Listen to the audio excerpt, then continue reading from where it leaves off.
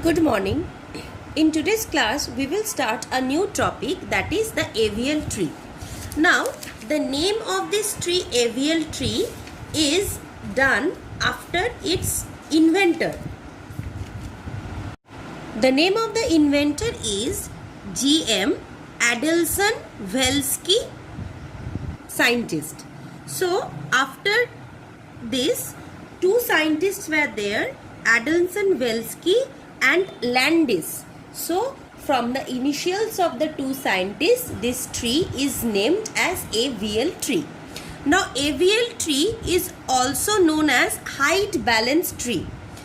Now, we first need to understand what was the need for creation of this avial tree. So there must have been some problems with the binary search trees, due to which it has been invented. This new concept has been invented. So first let us study what are the disadvantages of binary search tree, for which the creation of avial tree or the invention of avial tree came into existence. Suppose we have two examples of a binary tree. Suppose there are two examples. This can also be one example of a binary tree where the root is 1, and since all the elements greater or appear on the right side, so we have 2, then we have 3.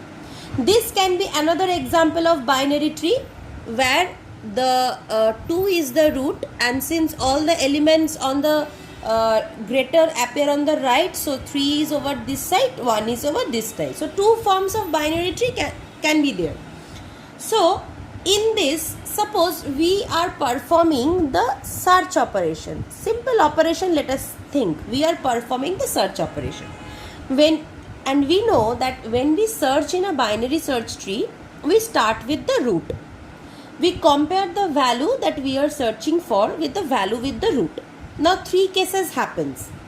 We start with the root. If the value that we are searching for is lesser than the root, then we search in the left subtree part, right? And if the value that we are searching for is greater than the root, then we search in the right subtree part of the root. And if the value we are searching for is present at the root only, we return the value and we say that we have found the value, right? These are the three things we already know. We have implemented the search pseudocode and the search algorithm. So suppose for these two examples, suppose this is example 1 and this is example 2. For these two examples, suppose if I want to search for the item 3. Now we know that best case will always refer to the one check. So whenever we are trying to compute or trying to formulate search complexity, we will always refer to the worst case scenario. So if you see these two examples, in example 1, the number of checks required to search for this item 3 is, first one check is required to see whether the root is the value of the element or not. If no, then second check, then third check. So for example 1, to find the value of 3, we need 3 checks, right? And in example 2, to find the value of 3, first it is compared with the root whether it is same or not. No, then first check and then second check, right?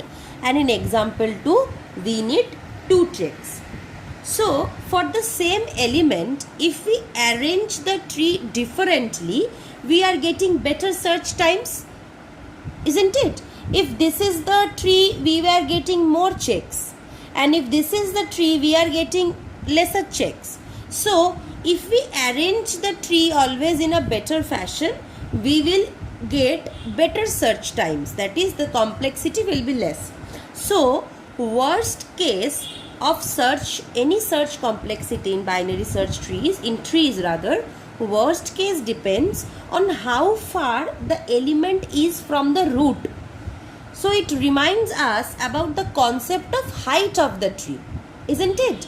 because here the element 3 is farthest, so 3 checks were required. Here the element 3 is a bit nearer, so lesser checks is required.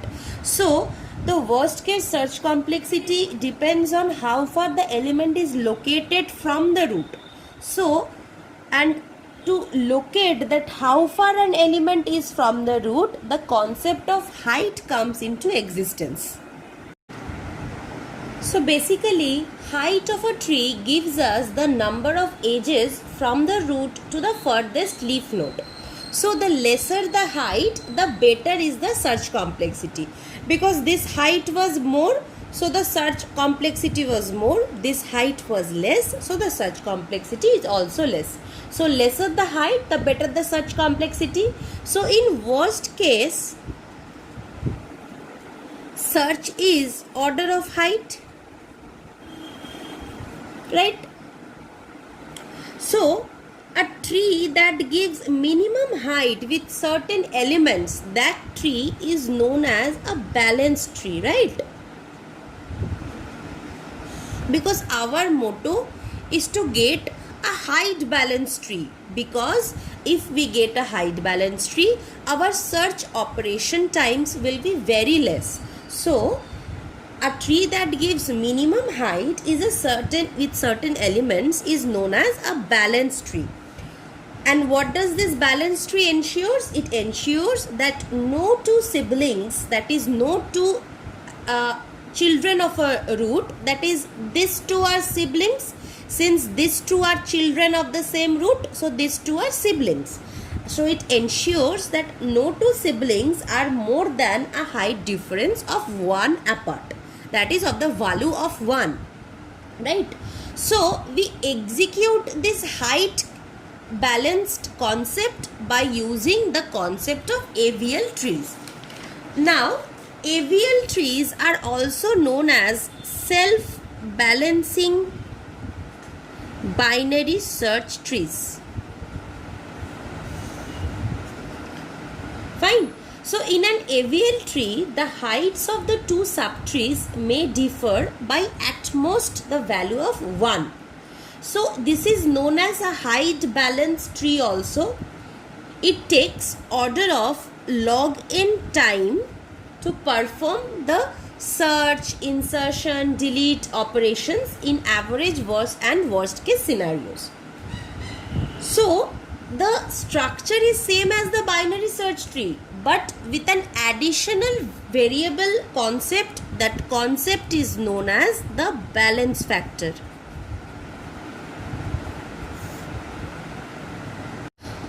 So every node has an additional factor or an additional variable associated with it, which is known as the balance factor, or we can refer to it as BF. Now every node has this balance factor associated with it, and how do we get this balance factor's value? Now the balance factor's value is, the value of the balance factor is height of the left subtree minus height of the right subtree. Fine.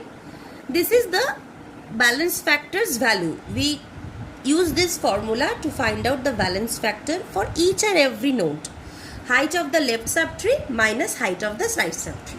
Now, since we have discussed that at the most the difference in values or the difference in height difference, that is the height differences between two siblings or any two nodes can at the most be 1. So the balance factors may have values that ranges from 0, -1 and 1. So these are the three values which the balance factor may have due to our computation. If the balance factor has the value of 1 for a particular node, it means that the left subtree is one level higher than that of the right subtree. Right? Because since we are computing the value as left subtree minus right subtree, if this is a positive value, then this is at a higher value than this one. So if the balance factor value is 1, then it means that the left subtree is at one level higher than the right subtree, and we refer to it as a left heavy tree. If the balance factor is 0, it means that the height of the left subtree is equal to the height of the right subtree, right? And if the balance factor is -1, it means that the left subtree is one level lower than the right subtree.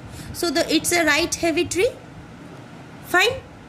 So this is the basic concept about AVL trees, about the need for creation of the AVL trees. What are the AVL trees called? It is known as a height balance tree or a self-balancing BST tree. What is the search complexity or any search, insertion, deletion complexity in worst case scenario? How do we find out the values of the balance factor? What are the probable values of the balance factor for every node, and so on. So these are the basic concepts about AVL tree. Now we need to know, we in binary search tree we have started three operations, that is searching, inserting and deleting. So in AVL tree also these three operations can be executed: searching, insertion and deletion. So in order to search for a node, it is same concept as that of the binary search tree. We first start with the value at the root, then we check whether that value is same with the root's value or not. If same, we say that the item is found, and if not same, we then check whether that values, that items that we are searching for, that value is lesser than the root or greater than the root. If that value is lesser than the root, we search in the left subtree of that root. If the value is greater, we search in the right subtree of the root, and in that searching process also, we again apply the same logic, check it with the root and so on. So the searching operation of a node in the AVL tree also is same as the concept of the binary search tree, which we have studied. We have already studied the pseudocode and the for the BST search operation. Now we need to know how the insertion of a new node is done in an AVL tree, because the insertion of a new node in an AVL tree is a bit different than the way we do the insertions in the binary search tree. Because at each level, whenever we want to insert a node, whenever we are inserting a node, at each level we will again have to check for an additional variable, that is of the balance factor or not. Because in a binary search tree, what we were doing, we were simply checking whether a data item's value is lesser than or greater than, and according to that we were placing the item on the left part or right part. And in AVL trees we will definitely check that also, because that is the main condition of a binary search tree. So we will have to check that, and in addition to that, after each insertion or before each insertion, we will have to check whether the balance factor criteria is satisfying or not, because the balance factor criteria may have any one of these three values. If it has values any other than this, that it is -2 or +2 or -3 or +3, anything, if it has value any other than these three values, then we need to rearrange the tree again, that is we need to balance the tree again. Okay, so let us study about the insertion of a node or a new node in a AVL tree.